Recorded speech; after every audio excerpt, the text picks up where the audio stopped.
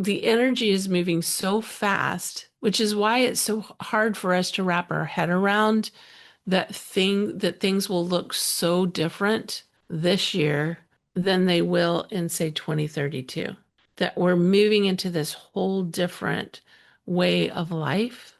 When we change our here and now, we change not only our future, if we think about linear time, but we change our past. So in our linear experience here, we see ourselves going from the past to the present to the future. But in reality, it's more like we're at the center of a pond, and everything that we do in this moment is rippling out, not only into our future, but rippling into our past. Hi, I'm Julie Cluff, and I'm a spiritual medium and an intuitive. I connect to the other side and bring through messages for people, either from their loved ones or their guides and their angels.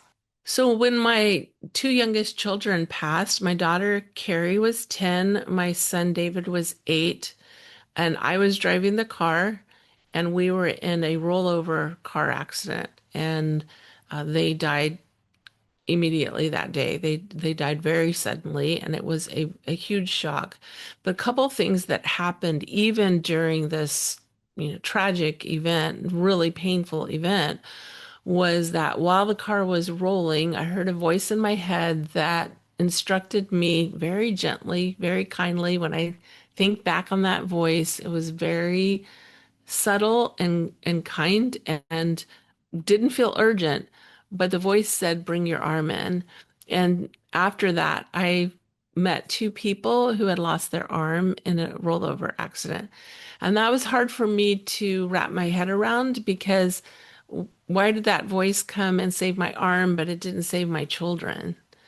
And that's where I began to understand at a greater degree the soul plan and how we plan our experiences here, the bigger experiences that we have in life, and that this event, this tragic event that we went through with my children passing with this rollover accident was one of those life events that had been planned before we came. Because 5 months later, I walked into a store, I saw something and thought my daughter would love that. And then immediately I was hit with the pain that she was no longer here and that I would not be able to buy that for her, enjoy seeing her enjoy that. And when that pain hit so hard, in my head, I said, why did this have to happen? And the spirit, the voice in my head, the angels spoke to me and they said they're right where they're supposed to be. And then in my head again, I'm answering back to that spirit, to that guide, to that voice. And I said, but why did it have to happen this way? Because I was responsible for the accident. It was very, very painful for me to have been responsible for my own children's passing. And I heard, how would you have liked it to happen? And when we're asked a question, our mind immediately and automatically goes searching for an answer. And there is no good answer to that. Anytime that we're faced with a tragic passing, what we consider in our human form a tragic passing, it is very painful and very hard. And from our perspective here, it's hard for us to understand why something so hard would happen to us. But I came to understand over time that my children were exactly where they were supposed to be, that their life plan here was to come and be here for a short time, not to live a long life. And I realized that I had a choice on the other side when we made this plan. I could agree to the plan, and our whole family agreed to this plan. I could agree to this plan, or they would have gone to a different parent. They would have gone to a different family and had that experience and influenced somebody else to do the work that I'm doing now. So the way that I see it, I feel like on the other side, I had a choice. I could be their mother physically in form here for 8 and 10 years, or I could have forfeited that opportunity to have been their mother here. And I choose every day to have had the experience of having them as my children, not only for those 8 and 10 years, but for the many years since then. They continue to be very close to me. Yeah, so we live here on Earth. We are in one time and space. And the way that I've come in to understand our experience here is that we are an aspect of our soul that is here on the earth during this time and space, because it's only on earth that time and space exists the way that we experience it. We came here to experience linear time and space, which is very different than other realms, other dimensions. So there's multiple timelines and multiple dimensions, and our consciousness, just like, they said it's our awareness of a different level of consciousness or a different layer of consciousness that raises our understanding, raises our frequency, raises our connection to our soul. Lately, I've been seeing this image of like my soul, the essence of who I am, that higher self that still exists in a totally different timeline, different plane, different experience than what I'm having here. What I've been seeing is almost like it's almost like little by little, I am living more aligned with that higher self. Now, I have a long, long ways to go, but I think we're all experiencing that. If you're here and you're listening to this channel and you're in this space, it's because you've become aware at some level that there is more to life than what we're seeing around us. And I often think of the story, the parable, whatever we want to call it, of the blind men that came up to an elephant, and one felt the side of the elephant and said, "It's a wall." They're trying to describe what they're experiencing, and another feels the tail and says, "It's a rope," and another feels the leg and says, "It's a trunk." And another feels the ear and says it's a fan. So they're all having different experiences with the same animal, and they're explaining it in different ways. And this is what's happening here right now. This is why these conversations are so important. It's because my understanding and what I'm bringing today to this channel is different than someone else's, and I'm describing my opening, my spiritual awareness, my spiritual awakening, so that someone else can then go, okay, like this is what I'm experiencing. How does that help me understand my own experience? And as we listen to things, we take what resonates and we let go of what doesn't. When we change our here and now, there's a lot of spiritual teachers that talk about the importance of presence and being in the moment. When we change our here and now, we change not only our future, if we think about linear time, but we change our past. So in our linear experience here, we see ourselves going from the past to the present to the future. But in reality, it's more like we're at the center of a pond, and everything that we do in this moment is rippling out, not only into our future, but rippling into our past. So if you had asked me to share my experience of my children's passing a week after they passed, or a year after, or 10 years after, each one of those stories, each time I put words to that experience, it's different. Not because what happened is different, but because the present moment has changed my experience with the past and in the future. We can see, so just like, okay, I want to make this kind of personal so that we can understand it at a broader sense. So we can wake up one morning and we can feel like happy and we can feel peaceful and things can, our day can look good.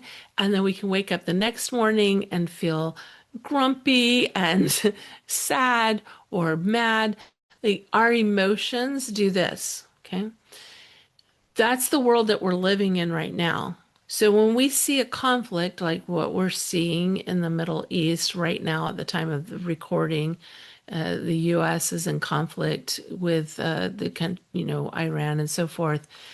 When we see conflicts like that, it's it's very it's very similar. It's not, but it is very similar to those emotional experiences that we have personally. So what we're seeing is a rise in anger, frustration, and but the energies on the earth are moving so quickly right now that things can be resolved in a moment in our personal life and at the collective level. The energy is moving so fast, which is why it's so hard for us to wrap our head around that things will look so different this year than they will in, say, 2032.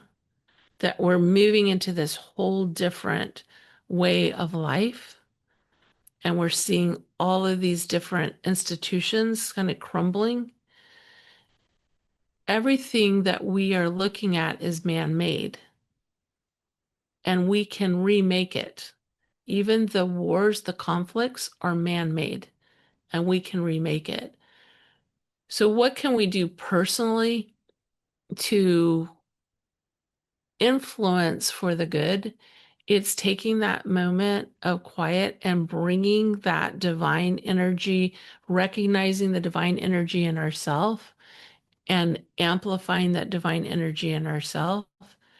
And then we sustain ourselves with that, but then we can take that and offer, ask our guides, our angels, please send this love and this frequency of peace around the world. Please help me to help that experience. So that's what I'm really sensing is that these things that are happening happen very quickly right now. They move through quickly. I really do feel like a lot of these conflicts, when we put a lot of energy into the conflict, we actually increase the conflict. And when we put a lot of love and peace toward the conflict, and we put that intention, I know it's not the same at all, but it's similar to me being grumpy on the boat and saying, we're not, this isn't going to happen. This is going to be terrible. And then my angels saying, you have angels. And I said, okay, let me have this beautiful experience. Thank you for bringing the whales close to the boat, right? When we can put that beautiful experience, this is not about spiritual bypassing. It's about creation.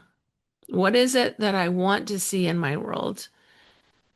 And putting that energy into the world and saying, what I want to live in is love and peace. And that is my intention, is to live in love and peace.